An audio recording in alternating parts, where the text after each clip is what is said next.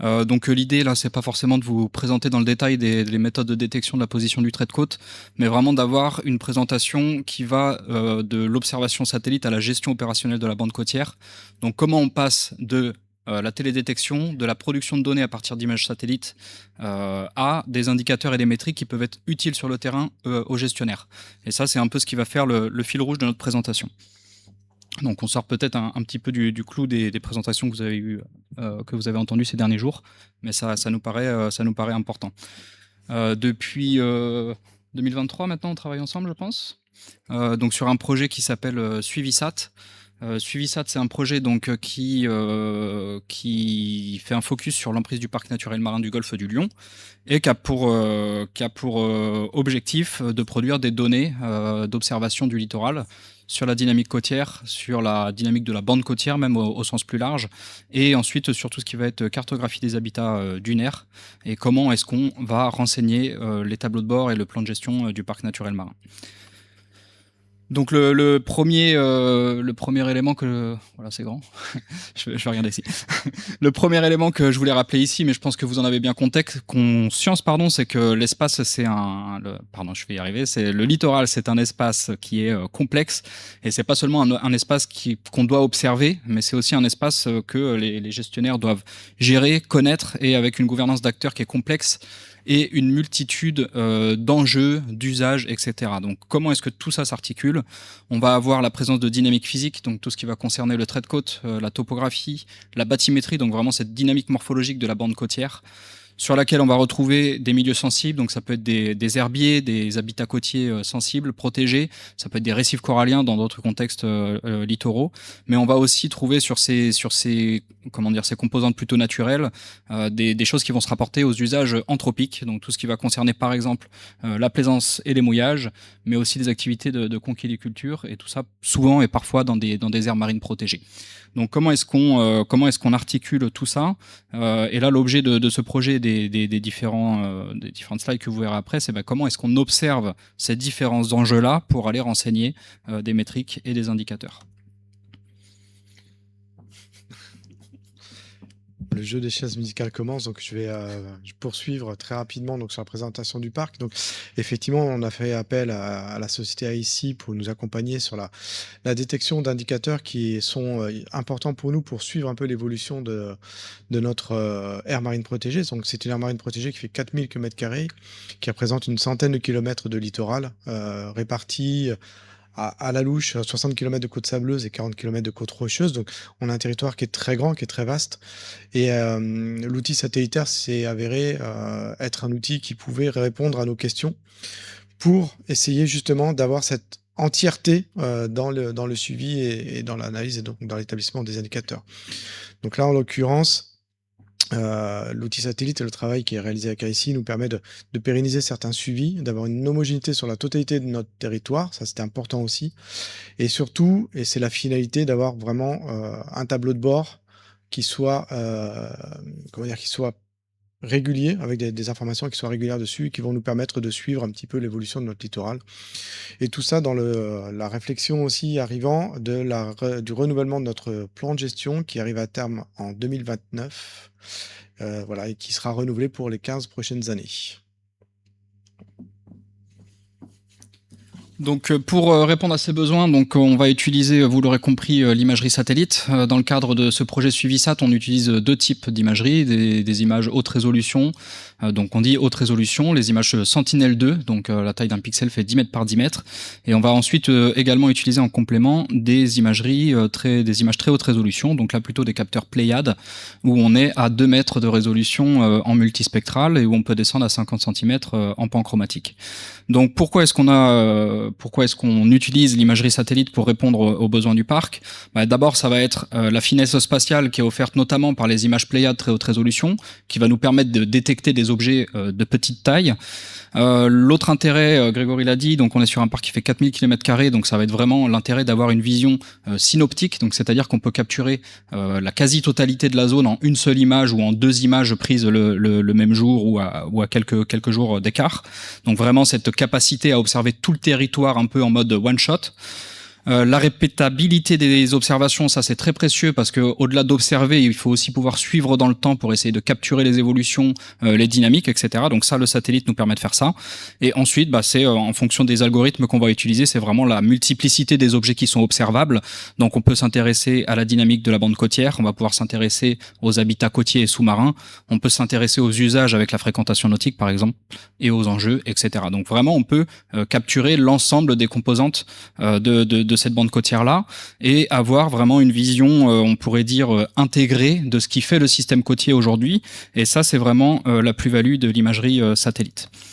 Donc au-delà de l'image, en fait, l'image, elle se suffit pas à elle-même parce qu'on pourrait produire une carte, la mettre sur un disque dur et l'oublier. Donc c'est vraiment la valeur, elle va vraiment naître, de la chaîne de traitement et d'interprétation, donc de l'acquisition de l'image jusqu'à la validation et la mise à disposition des données, et tout ça en passant par des pré-traitements, des analyses et quelque chose qui est très important, le croisement avec des données de terrain et des expertises métiers. Donc vraiment faire en sorte que la donnée produite soit ancrée dans les réalités du terrain, ancrée dans la réalité des besoins de gestion. Et c'est ce tournant-là qui va faire que la donnée devient utile à la gestion. Donc pour illustrer ce propos, on a choisi 4 cas d'usage. Le premier, c'est le cas d'usage suivre de la dynamique donc du trait de côte. Ce qu'on fait sur le territoire du parc naturel marin du golfe du Lion, c'est qu'on va suivre le trait de côte 2 fois par an sur les littoraux sableux, puisqu'on est sur des littoraux qui sont quand même assez dynamiques. Sur les côtes rocheuses, donc côtes rocheuses, là, c'est en dehors des plages de poche, c'est vraiment les côtes à falaise. On a adapté la fréquence à 1 fois tous les 3 ans parce qu'on est sur des littoraux qui sont moins dynamiques. Et là, pour le coup, la résolution de l'imagerie satellite nous permet pas de capter des évolutions annuelles de la position du trait de côte sur les côtes à falaise. Donc sur les côtes sableuses, on va suivre l'indicateur qu'on appelle le jet de rive, donc c'est la limite maximale atteinte sur la plage par les eaux. Donc souvent quand vous êtes sur la plage, c'est un peu cette limite sable sec, sable humide, on pourrait la vulgariser comme ça. Et ici, les images satellites donc qu'on utilise, c'est du Pléiade, très haute résolution, et on arrive quand même à avoir une bonne détection de la position du jet de rive. On va parler tout à l'heure un peu de validation et de précision. Ces images Pléiades nous permettent aussi de capturer donc ces évolutions saisonnières et interannuelles, et au final d'avoir un peu cette cinématique de la dynamique du littoral à l'échelle du parc naturel marin. Qu'est-ce que je peux vous dire de plus ici? Donc c'est sur les côtes rocheuses, donc on suit le trait de côte parce que l'idée c'est quand même d'avoir une vision exhaustive des dynamiques littorales. Donc on va pas on n'exclut pas la côte rocheuse, on l'intègre. Là par contre on travaille sur un indicateur qui est le sommet de falaise, donc qui est moins soumis à l'agitation du plan d'eau. Par contre sur les côtes rocheuses, même si on arrive à améliorer les outils de détection de la position du trait de côte, on est quand même sur un contexte où la détection d'indicateurs est quand même plus délicate. On a des ombres, on a beaucoup d'agitation du plan d'eau. Ça peut être soumis au déferlement, etc. Donc on reste quand même sur un milieu, sur une typologie de côte qui est difficile à observer par satellite.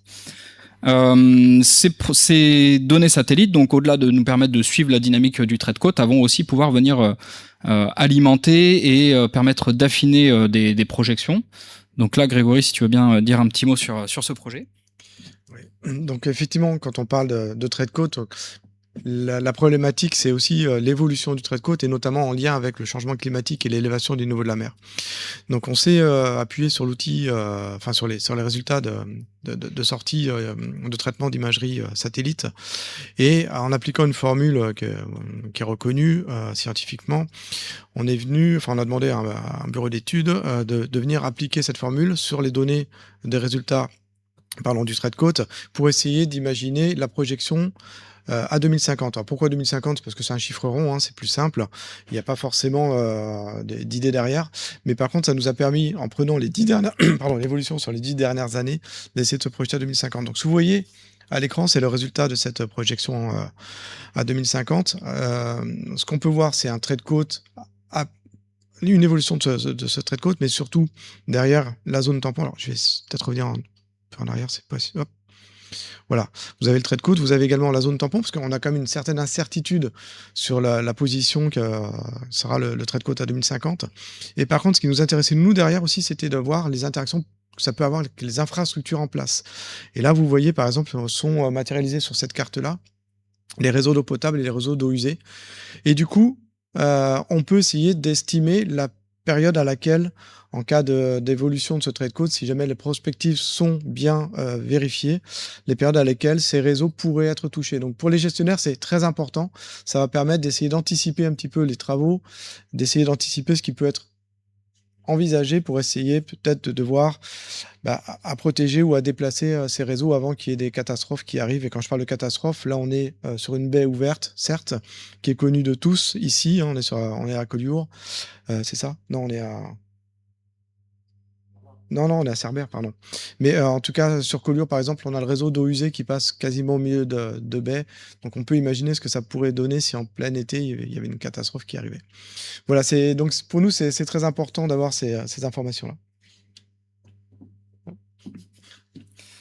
Merci. Donc, au-delà de la détection de la position du trait de côte et ensuite des projections, là, je précise peut-être juste les projections qui ont été montrées avant, c'est plus pas forcément des projections qui ont, comment dire, vocation à servir de documents d'urbanisme, c'est plus pour de la prise de conscience un peu collective. Donc la méthode, elle est peut-être discutable, la temporalité sur laquelle on s'est servi pour ensuite faire la projection trait de côte est certainement discutable, mais l'idée, c'est pas d'avoir une vraie véracité scientifique d'où sera le trait de côte demain, mais plus faire prendre conscience que le trait de côte recule, et au-delà de ce qu'on voit, il y a aussi tous ces réseaux invisibles en fait qui pourraient être exposés et qui sont un réel enjeu. Donc au-delà de tout ça, il y a aussi donc tout ce qui va concerner la validation, parce que produire des indicateurs de la position du trait de côte, c'est très bien. En tant que tel, vous me direz, c'est pas sorcier de tracer des lignes sur une image satellite, mais ce qui compte, c'est que cette donnée qu'on sorte, elle soit quand même relativement précise. Donc précise, ça veut pas dire précise au centimètre, ça veut dire suffisamment fine pour qu'elle puisse être utile à la gestion et qu'elle puisse permettre de capter la dynamique saisonnière ou annuelle du littoral. Donc là, en début de projet Suivisat, on avait une marge d'erreur. Je vais regarder là. On avait une marge d'erreur donc qui se situait aux alentours de 4,12 m avec de l'imagerie Pléiade. Donc c'est pas satisfaisant. Donc pour information, on se sert des données de l'Observatoire de la côte sableuse catalane pour faire de la validation. Donc c'est la donnée de référence sur la côte sableuse. Et au fur et à mesure où on entraîne nos modèles de classification et où on améliore la prédiction sur ce secteur particulier du PNMGL, on tombe à 2,35 m de moyenne et avec les meilleures précisions qu'on peut obtenir. Donc ici c'était en septembre 2024. Avec une précision planimétrique d'1,19 m. Donc ça veut dire un écart entre ce qui est détecté par satellite et les données de référence d'1,19 m. Donc là, donc c'est pas le 1,19 m qui compte. Ce qui est intéressant de savoir, c'est qu'on est par exemple en dessous les 2 mètres, et ça nous permet de capter avec une bonne confiance la dynamique du littoral dans ce secteur. Voilà, donc je vous ai mis quelques exemples. Vous avez ce qui défile en bas à gauche, c'est la dynamique du littoral, donc montrer qu'on est sur un littoral qui est très dynamique. Et ensuite vous avez sur votre droite là-bas, les contrastes sont pas terribles, mais les deux images de droite là-bas, ça montre que donc faire de la validation c'est bien, mais ce qui est important c'est aussi que la donnée de référence et la donnée satellite soient le plus synchrone possible. C'est-à-dire on compare pas une donnée qui date de mai satellite avec une donnée de référence d'octobre. Parce que là par exemple sur ces deux encarts que vous avez en bas à droite, là, A et B, en 2022 il y a quelques semaines d'écart et on voit déjà dans ce type donc ici je crois que c'est l'embouchure de la tête. La A. On voit qu'en quelques semaines, on peut avoir une évolution du trait de côte qui est de 40 mètres. Donc là, si on faisait de la comparaison, donc en rouge, vous avez le positionnement du trait de côte satellite et en noir pointillé la donnée de référence, et on pourrait se dire si on valide, il y a 40 mètres d'erreur. Mais en réalité, quand on s'intéresse et qu'on analyse ça dans un contexte géomorphologique, c'est plus de l'évolution que de l'erreur liée à la méthode. Donc là, nous, en termes de métriques pour le PNMGL, ce qu'on va extraire, donc c'est à partir de ces données de trait de côte des indicateurs de jet de rive ou de sommet de falaise. Ça va nous permettre d'étudier l'évolution diachronique, donc tout ce qui va être part des transects en recul, en érosion, en accrétion sur le littoral. Et ça va permettre à terme au parc de prioriser éventuellement des secteurs d'intervention. Et on le verra plus tard, peut-être aussi alimenter choisir des secteurs dans le cadre de projets de différents projets. Deuxième cas d'usage, donc c'est au-delà de s'intéresser à l'évolution planimétrique du littoral, c'est s'intéresser à ce qui se passe aussi sur l'avant-côte, donc à la bathymétrie. Donc nous, on fait de la bathymétrie par satellite depuis un long moment maintenant, et du coup, on commence à quand même bien percevoir les limites et les avantages de cette méthode. L'avantage premier, ça va être que ça nous permet de reconstruire des séries de données bathymétriques sur des très longs linéaires côtiers pour un coût moindre. Donc on est environ à 125 km 125 euros par kilomètre carré, là où avec du lidar on serait à 1500, entre 1500 et 6000 euros le kilomètre carré. Donc ça, pour les gestionnaires, c'est un avantage intéressant. Et on peut couvrir au final à peu près tout type de fonds, donc qu'ils soient homogènes ou hétérogènes. C'est ce que vous avez sur les trois petits encarts en bas. Donc qu'on soit sur la côte sableuse ou la côte rocheuse, on arrive à reconstruire la bathymétrie avec une bonne confiance, puisque avec la validation qu'on a fait avec de la donnée terrain, on a des marges d'erreur verticales qui sont au mieux à 35 cm et qui sont au pire à 74 cm. Donc ce qu'il faut savoir, c'est que la donnée lidar, c'est à peu près 20 cm de précision verticale. Donc là, cette courbe de validation, elle est très jolie, mais ce qu'on voulait montrer aussi, c'est qu'il y a quand même, donc vous les voyez pas, mais je vous assure qu'il y en a quelques points, quelques outliers ici, qui montrent qu'il y a quand même dans certains secteurs des petites données comme ça qui sont dispersées. On n'a pas pris la donnée pour vraiment analyser ce qui se passait derrière, mais ce qu'il faut garder en tête, c'est que ces outliers, ils sont quand même limités et assez rares, et que de manière générale, on arrive à bien reconstruire la bathymétrie sur l'avant-côte. Et on arrive à 15-20 mètres de profondeur, donc ça c'est intéressant pour les gestionnaires parce qu'on est à la limite de profondeur du système sédimentaire. Donc en termes de bathymétrie, ce qu'on fait pour le PNM, c'est reconstruire la profondeur de l'avant-côte et ensuite faire des différentiels. Et ça va nous permettre de faire des bilans sédimentaires et de renseigner ce qu'on appelle un aléa d'avant-côte. Troisième cas d'usage, c'est la cartographie des habitats dunaires. Donc là, on était sur la dynamique littorale. Maintenant, on va passer sur la dynamique des écosystèmes. Donc ces écosystèmes côtiers, les habitats dunaires qui sont une des barrières peut-être les plus efficaces contre la submersion marine. Ici, elles sont un peu moins hautes qu'en Nouvelle-Aquitaine, mais elles ont quand même un rôle à jouer. Donc ce qu'on fait dans ce projet Suivisat, c'est qu'au total, on va faire 4 millésimes de cartographie de l'habitat dunaire sur l'ensemble du PNM, de son emprise. Aujourd'hui, on en a fait 3. La prochaine production, c'est en 2028. Là, on a un rythme tous les 5 ans parce qu'en fait, ça suffit en termes de dynamique de ces habitats dunaires. C'est pas la peine de faire 3 cartographies par an, ça serait un peu de la surdonnée. Donc là, on est une fois tous les 5 ans, on fait une cartographie. On couvre à peu près 1200 hectares et là, nous, nos algorithmes ici sont entraînés avec de la donnée terrain qui est prise par l'Obscat. Ils ont 19 transects qui suivent tout le long de la côte sableuse et nous, on intervient pour propager la donnée qui est issue de ces transects et au final combler l'information entre les différents transects. Donc ça nous permet de partir d'une sorte de véracité terrain, d'entraîner nos modèles de classification et ensuite d'aller vers de la cartographie exhaustive. Et ça va nous permettre pour le parc de renseigner tout ce qui est trajectoire d'évolution et essayer de capter, d'identifier les secteurs dans lesquels les mesures de gestion, de mise en défense sont efficaces ou non, et donc de réadapter derrière les mesures de gestion qui sont mises en place notamment par Grégory. On parle de mesures de gestion, ça tombe bien. On vous présente ici un projet justement qui a été lancé il y a quelques mois en collaboration avec la communauté de communes Albert-Côte-Vermeille et Libéris. Qui est tout simplement, qui est la réhabilitation d'une dune, alors réhabilitation ou restauration même, on pourrait utiliser le terme, mais qui a pour spécificité d'être en milieu urbain. Voilà, donc c'est un projet qui rentre parfaitement dans le cadre GEMAPien. Donc quand on parle de gouvernance, le côté GEMAPien et donc l'adaptation par rapport au risque de submersion est important. Et on a surtout réfléchi ce projet pour qu'il s'imprègne des solutions fondées sur la nature. Ce projet, comme vous pouvez le voir, en fait, on a d'abord la première partie de ce projet, ça a été de contourer l'espace dunaire, parce que si on veut essayer de le soutenir et de le faire en sorte qu'il se restaure ou de le réhabiliter, donc il fallait pouvoir le connaître. Donc il y a d'abord une cartographie, un contourage de cet espace dunaire par l'imagerie satellite qui était fournie par AICI. Il y a eu de la vérité terrain, donc à l'identique de ce qui est fait ailleurs, mais renforcé sur ce territoire pour avoir des précisions plus fines, ce qui a d'ailleurs permis d'illustrer ces petits points rouges que vous voyez. C'est une espèce protégée qui vient de ressortir. C'est les pierres maritimes, donc on est très satisfait. Donc on a même du coup un petit peu augmenté l'espace de mise à disposition de cette mise en défense, arrivant sur cet espace-là pour intégrer les pierres maritimes à l'intérieur. Ça, c'est quelque chose qui n'aurait pas pu être vu par le satellite, mais en tout cas, voilà, on voit tout l'intérêt du terrain qui vient compléter l'information du satellite. Ce projet-là est sur Argelès-sur-Mer. On va propager, enfin, voilà, des vues un petit peu, pardon, de ce que ça peut donner. Donc, on a des paysagistes qui nous accompagnent également parce que le satellite, c'est bien, la donnée terrain, c'est bien, mais après, il faut faire accepter sur le terrain. Et donc, on a toute une phase d'acceptabilité. Donc là, les paysagistes nous accompagnent pour illustrer le terrain d'aujourd'hui, donc le terrain d'aujourd'hui en haut, le terrain pendant les travaux, donc dans les mois qui viennent, et puis dans les années à venir, ce que ça va donner visuellement. Donc ça permet aussi de, comment dire, de démystifier un petit peu quand on parle de dune urbaine.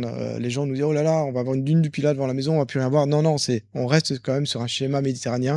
Donc voilà, ça leur permet d'illustrer, de comprendre qu'effectivement la modification va être quand même mineure, mais par contre, elle va être très importante pour le système et pour la protection au risque de submersion.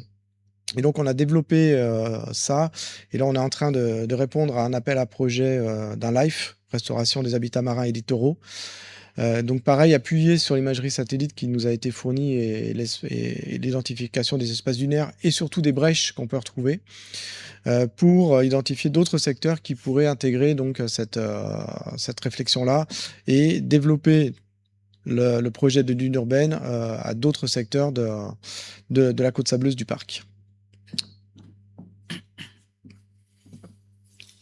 Donc le quatrième cas d'usage, c'est justement s'intéresser aux usages, donc les objectiver pour mieux les gérer. Donc là, on sort des différentes composantes qu'on vient de voir. On sort un peu aussi du parc naturel marin du Golfe du Lion parce que là, on est dans l'aire marine protégée du Cap Ferrat, Saint-Jean-Cap Ferrat, donc à côté de Nice. Et l'objectif ici, c'est de développer dans le cadre d'un projet qui s'appelle Cosmeo, dont je vous parlerai tout à l'heure, de développer des outils de détection et de recensement des bateaux à partir d'imagerie très haute résolution.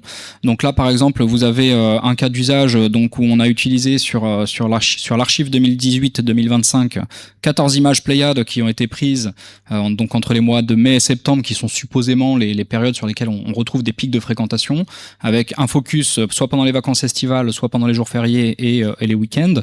Et donc là, l'idée, c'est pas de savoir exactement où sont les bateaux en temps précis. Il y a d'autres outils pour ça. Mais l'idée, c'est bien de reconstruire des climats de fréquentation nautique pour apporter aux gestionnaires des informations sur les hotspots, où est-ce qu'on a des mouillages, où est-ce qu'on a des bateaux qui stationnent, qui naviguent, etc. Et l'intérêt, là, il va surtout venir quand on croise les différentes données. Donc savoir où sont les bateaux de manière générale, c'est très bien. Mais si on couple ça avec des données, par exemple, d'habitat marin, et qu'on arrive à détecter les bateaux qui sont au mouillage, on va pouvoir travailler sur des indices de pression, des indices de risque qui peuvent être donc comment dire, lorsqu'un bateau jette son ancre, avoir des risques plus ou moins forts en fonction de sa taille, de sa fréquence, etc. Donc là, nous, ce qu'on va détecter avec ces algorithmes, donc c'est la présence, position des bateaux, leur taille, spécifier des classes de longueur. Ça va nous permettre ensuite de travailler sur les risques d'impact. L'état de navigation, est-ce que le bateau il est en train de naviguer, est-ce qu'il est au mouillage, est-ce qu'il est à quai, est-ce qu'il est échoué sur la plage, etc. Et surtout, donc comme je vous le disais, leur répartition spatiale. Ce que ça va apporter, ça, pour la gestion, c'est d'avoir une vue d'ensemble exhaustive. Donc là, le cas d'usage, il est sur 2018-2025, mais par exemple, on a fait pour le Grand Prix de Monaco donc celui qui vient de se dérouler cette année, une programmation avec Airbus pour avoir un suivi haute fréquence et donc capter ici des pics de fréquentation sur des habitats sensibles. Donc là, Monaco, c'est juste dans l'est, juste à l'est de cette aire marine protégée, et comment un événement sportif comme celui-ci peut avoir des répercussions importantes sur la fréquentation du plan d'eau et éventuellement du mouillage. Donc ça va nous donner donc cette mesure exhaustive là, en complément des données qui sont des données d'AIS ou de terrain, parce que donc il y a des études récentes qui ont montré que les données AIS, elles étaient à prendre avec précaution, parce que tout ce qui va être petits navires de plaisance sont pas toujours équipés et même rarement équipés de ces dispositifs-là. Un bateau au mouillage, il va éteindre son dispositif d'AIS, donc en fait on n'a pas une super vue de la fréquentation réelle du plan d'eau, notamment lorsqu'on a des habitats sensibles en dessous. Et là où ça va être intéressant, donc pour des questions de gestion, sur tout ce qui va concerner le suivi des semelles, donc les zones de mouillage et d'équipement léger, et des zones fréquentées. Qu'est-ce que je peux vous dire là-dessus? Donc c'est maintenant, une fois qu'on a détecté les bateaux, c'est comment est-ce qu'on crée aussi des outils un peu pour partager l'information. Donc comment est-ce qu'on passe d'un résultat qu'on pourrait dire expert, donc cette carte là, cette espèce de nuage de points. Bon, on sait pas trop quoi en faire. Donc comment est-ce qu'on passe de cette carte là, enfin de ce type de carte là, à des lectures qui sont partageables? Nous, ce qu'on fait, c'est que bon, ça c'est pareil, ça a rien de révolutionnaire, mais l'idée c'est de l'appliquer à un nouveau type d'usage ici. Donc on va agréger les informations dans des mailles spatiales homogènes. Là, on est sur des mailles hexagonales d'1 hectare. L'idée de ça, c'est qu'on va regarder ce qui se passe en termes de fréquentation, en termes de sensibilité des habitats, en termes de pression physique. Donc ça, c'est la pression supposée d'un bateau en fonction de sa longueur de sa longueur. Tout ça pour calculer des risques d'impact. Donc en fait, c'est un peu les différentes cartes que vous avez. Fréquentation en bleu, sensibilité en vert, pression physique en orange en haut à droite, et ensuite la carte de synthèse, le risque d'impact. Donc ça, pour le gestionnaire, c'est intéressant parce que ça va permettre en un coup d'œil d'avoir une information sur où est-ce que j'ai potentiellement des secteurs sur lesquels il va falloir que je m'intéresse en priorité. Voilà, donc là vous avez d'autres exemples. Donc l'idée c'est aussi d'aller vers tout ce qui va être des métriques. Donc on peut imaginer tout un ensemble de cartographies possibles. Et là vous avez un exemple ici donc il y a des zones dans cette AMP qui sont interdites au mouillage aux bateaux de plus de 20 mètres. Donc l'idée c'est pas de faire le policier avec ce type de données là, mais d'informer le gestionnaire que ça arrive qu'il y a des bateaux de plus de 20 mètres qui sont au mouillage dans ces zones-là. Donc peut-être mettre à disposition de ces bateaux d'autres zones de mouillage, les orienter, faire de la communication, etc. Donc là, je vais passer rapidement là-dessus parce que c'est vrai qu'à mon avis, on arrive un peu au bout du temps. Donc en complément de ces données satellites, il y a d'autres. Ouais. Non, très très vite, effectivement, mais sur les semelles, en fait, il y a un intérêt. Alors pourquoi mettre des zones de mouillage? Simplement, là, vous pouvez voir en vert sur la carte, c'est la représentation de l'herbier de Posidonie. Un bateau qui mouille, qui ancre dans un herbier de Posidonie fait pas mal de dégâts. Et donc, en termes de gestionnaire, pour nous, c'était important de pouvoir identifier si on avait des bateaux dans ces zones, où est-ce qu'ils ancraient, et essayer de protéger cet herbier de Posidonie en mettant à disposition des usagers, des plaisanciers, donc des bouées. L'évolution, depuis 2011, on travaille dessus. Donc là, vous pouvez voir, en fait, tous les petits points, ce sont des relevés qui ont été faits par GPS avec un bateau ou un kayak. On a évolué un petit peu dans la méthodologie en mettant des pièges photos qui nous permettent d'avoir des observations avec une fréquence très élevée toutes les 15 minutes tous les jours de l'été. Alors ça donne ce genre de visuel. On a encore évolué un petit peu avec des pièges photos de qualité supérieure en augmentant, en avançant dans le temps pour arriver finalement à ce type de carte aujourd'hui. Vous avez en bas, donc avec la représentation de l'herbier de Posidonie, la présence des bouées de mouillage de la semelle et la fréquentation de ces bouées. Et on observe également la possibilité de voir si on a des bateaux qui sont ancrés en dehors des bouées, qui sont amarrés en dehors des bouées, qui sont ancrés. Voilà, donc c'est la suite logique. Ça serait peut-être d'utiliser l'outil satellite pour essayer de baisser cette fréquence qui quand même est très importante en termes de temps humain pour aller récupérer les photos régulièrement et pour les traiter derrière. Même si on a un algorithme qui nous aide, il y a quand même un temps humain qui est assez important. Donc l'outil satellite va certainement pouvoir nous aider là-dessus. Dernier point qu'on voulait vous présenter ici, c'est ensuite comment est-ce qu'on passe de manière plus générale de ces informations à des métriques et ensuite à des tableaux de bord qui peuvent être utiles aux gestionnaires. Donc là ici très rapidement avec le cas qui d'un tableau de bord pour piloter les risques littoraux et l'adaptation des territoires au changement climatique. Donc toujours dans cette même logique de combiner des différentes sources de données, différents types de données. Vous l'avez vu du satellite.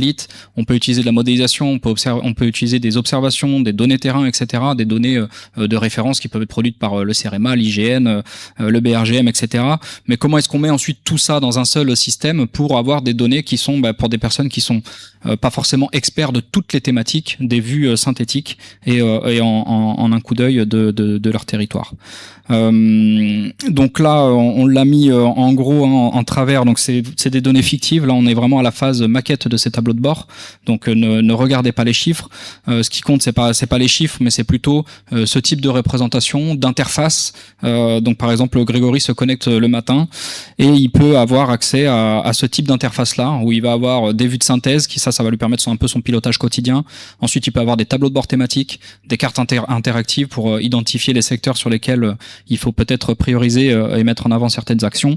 Donc là, on est vraiment dans cette phase de construction de ces tableaux de bord C'est pas du tout la version définitive. Là, c'est plus pour illustration. Mais en tout cas, comment est-ce qu'on passe de l'observation spatiale à, in fine, ce type d'outil pour les gestionnaires. Donc je vous parlais tout à l'heure de Cosmeo. Donc là, on a fait un focus particulier sur le golfe marin, le golfe du Lion, pardon. L'idée, c'est donc on a ces terrains, ces territoires pilotes, mais maintenant l'idée c'est de propager ça à l'échelle du territoire national. Et l'année dernière, donc il y a un plan d'investissement de l'État, donc France 2030, dont vous avez certainement entendu parler. Il y a plusieurs volets. Nous, on est sur le volet bande côtière et volet spatial. Donc c'est un plan d'investissement qui est opéré par le CNES et BPI France, un projet de 3 ans qui est au bénéfice de différentes institutions publiques, le CHOM, le CEREMA, le BRGM, l'OFB, l'IGN, l'IFREMER. Et l'idée, c'est que en consortium avec d'autres entreprises du secteur, on a répondu à ce France 2030 pour proposer donc Cosmeo. Et Cosmeo, il s'intéresse à quatre thématiques différentes, tout ce qui va être morphologie côtière, tout ce qui va être état de mer, tout ce qui va être écosystème littoraux, et ensuite aide à la décision. Et c'est particulièrement dans ce dernier lot que s'intègre ce qu'on vient de vous présenter. Donc l'idée là, ça va être de produire à partir d'imagerie satellite des données à l'échelle du territoire national, France hexagonale et ultramarine, sur la morphologie, les états côtiers, les écosystèmes, etc. Dans le cadre du 4e lot, là, donc on développe 3 services en particulier. Le service qui va s'intéresser à la gestion des aires marines protégées et des usages dans les aires marines protégées. Un service qui va s'intéresser aux risques littoraux, et un 3e service qui va s'intéresser à tout ce qui est activité industrielle, et notamment à l'énergie marine renouvelable. Et tout ça, donc tous ces services, tous ces produits là qui sont développés dans le cadre de Cosmeo, ils sont surtout basés sur les besoins réels des gestionnaires et les besoins du terrain. On n'arrive pas nous entreprises avec tenez, ça c'est la solution du futur. On a passé 6 mois à faire de la consolidation, des interviews, des entretiens, des ateliers, et c'est sur cette base-là ensuite qu'on va aller vers des services et des données qui peuvent être utiles et utilisées.